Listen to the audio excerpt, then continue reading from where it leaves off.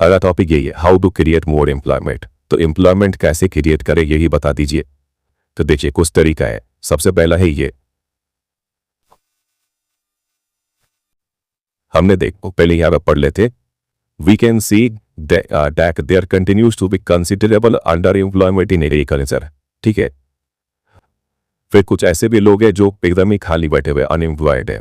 तो किस किस तरीका से इन लोगों को एम्प्लॉयमेंट मिल सकता है, खासकर से रूरल एरिया का बात कर रहे हैं। ठीक है, तो पहला तरीका है ये, गवर्नमेंट को क्या करना चाहिए, कैन स्पेंड सम मनी और bank can provide a loan to construct a well for her family to irrigate the land. या तो लक्ष्मी का एग्जाम्पल लेके समझाया गया है कि इसके पास 2 हेक्टेयर जमीन था, हमने देखा था कि ये सिर्फ रेनफॉल पे ही डिपेंडेंट है, अनइरिगेटेड लैंड था इसके पास, देखिए नहीं। तो यहाँ पे गवर्नमेंट क्या कर सकती है, क्या तो खुद पैसा दे दे रहे, तो बैंक्स इसको सस्ते लोन प्रोवाइड करे ताकि ये कुआं कंस्ट्रक्ट करवा पाए, वेल कंस्ट्रक्ट करवा पाए। ठीक है, ताकि इसके लैंड को पानी मिलेगा, अच्छा ऊपर होगा। ठीक है, और ज़्यादा एम्प्लॉयमेंट क्रिएट होगा। फॉर एग्जाम्पल पानी का कमी में पहले सिर्फ अगर 50 दिन खेती हो पाता था, अब अगर पानी रहेगा तो 100 दिन भी खेती हो पाएगा। ठीक है, तो ये एक तरीका हो गया एम्प्लॉयमेंट जनरेट करने का। इसके अलावा गवर्नमेंट नया डैम हो गया या फिर कैनल कंस्ट्रक्शन करवा सकती है ताकि लोगों को सालों भर पानी मिलता रहे, इससे भी एम्प्लॉयमेंट जनरेट होगा। मतलब इंफ्रास्ट्रक्चर डेवलप करना है। ठीक है, वेल कैनल्स ये सब डक करवा के। दूसरा तरीका है ये, government invest some money in transportation and storage of crops और makes better rural roads too so that many trucks can reach everywhere. Several farmers like Lakshmi who now have access to water can continue to grow and sell these crops. Government transportation को अच्छा कर सकती है, storage को अच्छा कर सकती है, अच्छा रोड बनवा सकती है ताकि लक्ष्मी जैसे फार्मर्स अपने प्रोडक्ट को बेच पाए और ज़्यादा पैसा कमा पाए। और एक बार पैसा आ गया तो अपना दिमाग भी चलने रहेगा, है कि नहीं। तो इस तरीके से गवर्नमेंट इन सब चीज़ों पे खर्चा कर सकती है। फिर ट्रांसपोर्ट, रोड जब अच्छा बनवाएंगी तो रोड बनाने में भी तो मजदूर चाहिए होगा, तो यहाँ पे भी एम्प्लॉयमेंट जनरेट हो जाएगा। ठीक है, ये एक तरीका हो गया। दूसरा तरीका हो गया। तीसरा तरीका है ये, इसको बोला गया कि अगर लोकल बैंक क्रेडिट यानी लोन दे at a reasonable rate of interest, कम ब्याज पे अगर लोन दे तो लक्ष्मी SFR1 लोन ले पाएंगी और अपने जमीन पर खेती कर पाएंगी। लोन के पैसे से अच्छा इनपुट वो डाल पाएंगी, ट्रैक्टर ले पाएंगी, अच्छा फर्टिलाइजर डाल पाएंगी। तो दिस बीज डेट एलो विथ वाटर, पानी के साथ साथ उसको चीप एग्रीकल्चरल क्रेडिट, बहुत अच्छा वर्ड है ये, चीप एग्रीकल्चरल लोन। अब ऐसा नहीं कि यार एग्जाम में लोन वर्ड इस्तेमाल कर रहे हैं, ऐसा नहीं करो, इस पर हम लोग लोन के जगह पे क्रेडिट वर्ड इस्तेमाल करते हैं। ठीक है, तो ये टर्म आपको याद होना चाहिए, cheap agricultural credit to the farmers for farming to improve. अगर ये प्रोवाइड हो जाए तो उसके पास और भी ज़्यादा ऑप्शन बढ़ जाएगा और एम्प्लॉयमेंट इससे नहीं बढ़ेगा। ठीक है, ये तीसरा तरीका हो गया। चौथा तरीका ये है कि identify, promote and locate industries and services in semi rural areas. जो सेमी रूरल एरिया है, ठीक है, वहाँ पे इंडस्ट्रीज को प्रमोट और डेवलप करना है। कैसे? फॉर एग्जाम्पल मान लीजिए एक ऐसा एरिया है जहाँ पे कई सारे फार्मर्स पल्स क्रॉप्स, दाल ग्रो करते हैं, अरहर, चिकपी ये सब ग्रो करते हैं। तो वहाँ पे एक दाल मिल अगर सेटअप कर दिया जाए तो वो दाल मिल इनका प्रोडक्ट खरीद भी लेगा और इनको प्रोसेस करके सिटी शहर में बेचेगा, तो इसमें एम्प्लॉयमेंट जनरेट हो जाएगा। उसी तरीके से यही सेमी रूरल एरिया में एक स्टोरेज खोल दिया जाए, कोल्ड स्टोरेज, ताकि क्रॉप्स डैमेज ना हो। या पर अगर ये खोल दिया जाए तो फार्मर्स अपने प्रोडक्ट को या फिर स्टोर कर पाएंगे, फिर आगे चल के जब दाम अच्छा मिलेगा तभी अपने प्रोडक्ट को बेच देंगे। ठीक है, तो इस तरीके से भी एम्प्लॉयमेंट जनरेट होगा।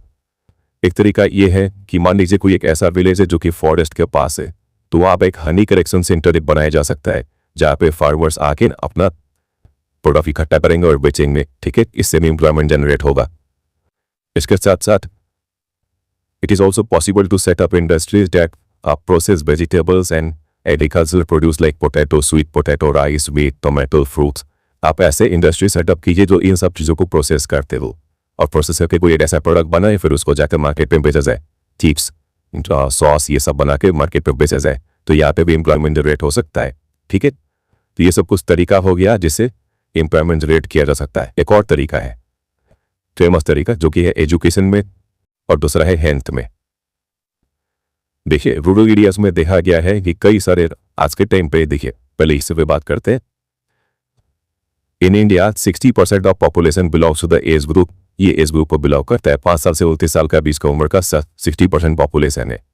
इस वजह से सिर्फ 51% आधे लोग ही जो है जिन्होंने पढ़ाई लिखाई किया हुआ है, एजुकेशन इंस्टीट्यूशन को अटेंड कर रहे हैं।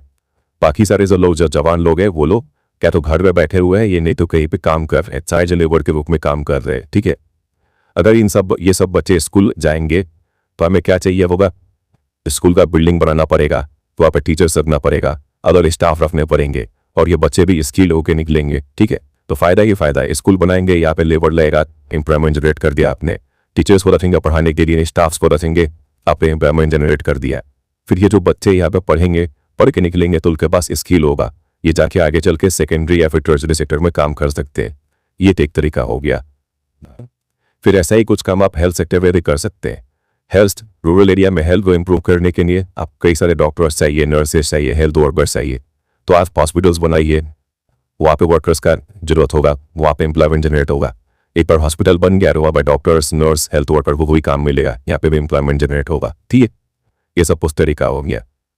इसके अलावा एक तरीका ये भी है कि हर एक जगह में कोई ना कोई एक खास बात जरूर होता है जहाँ पे उस पर पोटेंशियल होता है कि इनकम जनरेट किया जा सके। हो सकता है वो टूरिज्म, कुछ ऐसा जगह हो जहाँ पे आसपास मंदिर हो, पहाड़ हो, जहाँ पर लोग घूमने के लिए आए, इस तरीके से लोग वहाँ पे पैसा कमा सकते हैं। घूमने के लिए जाएंगे तो वहाँ पे दुकानों पे पैसा खर्च करेंगे, होटल में स्टे करेंगे, इससे इनकम जनरेट होगा। ठीक है, या तो यहाँ पे वहाँ पे रीजनल क्राफ्ट होगा, कोई कोई जगह का कोई सामान बहुत फेमस होता है, गमछा हो गया, कुछ भी, वहाँ पे कोई इंडस्ट्री होगा, कोई ऐसा सर्विस होगा, IT जैसे बेंगलोर हो गया। हर एक स्टेट का हर एक जो रीजन है वहाँ पे एक खास बात होता है, तो वहाँ पे ये सब चीज़ को हम वहाँ पे डेवलप कर सकते हैं और इससे वहाँ पे एम्प्लॉयमेंट जनरेट होगा। ये एक तरीका हो गया। समझे कि नहीं? तो टोटल कितना तरीका हो गया एम्प्लॉयमेंट जनरेट करने का, एक बार रिकैप कर लेते हैं ताकि आप कंफ्यूज ना हो। पहला को क्या था, ये आप क्या कीजिए, वेल्स और कैंडल्स को डक करवाइए। ठीक है, दूसरा तरीका है ये ट्रांसपोर्टेशन को इंप्रूव करवाइए, इंफ्रास्ट्रक्चर डेवलप कीजिए, रोड्स बनाएंगे, एम्प्लॉयमेंट जनरेट होगा। चीप एग्रीकल्चरल क्रेडिट, सस्ता लोन प्रोवाइड करेंगे, इनकम बढ़ेगा। फिर इंडस्ट्रीज को प्रमोट कीजिए सेमी रूरल एरिया में। फिर अगला हो गया ये एजुकेशन पे ध्यान दीजिए, हेल्थ पर ध्यान दीजिए, ये एक तरीका हो गया, दो तरीका हो। चौथा हो गया ये सब सेक्टर्स को आप डेवलप कर सकते हैं। आवाज ये अगले पे, ऊपर हमने जितना भी तरीका देखा ये सब लॉन्ग टर्म है, लॉन्ग टाइम देंगे इंप्लीमेंट करने में, कैनवस बनाने में टाइम लगेगा, स्कूल्स हॉस्पिटल्स बनाने में टाइम लगेगा, तो तब तक क्या लोग ऐसे खाली बैठा रहे, तो खाली नहीं बैठना है। शॉर्ट टर्म सॉल्यूशन इसका ये था।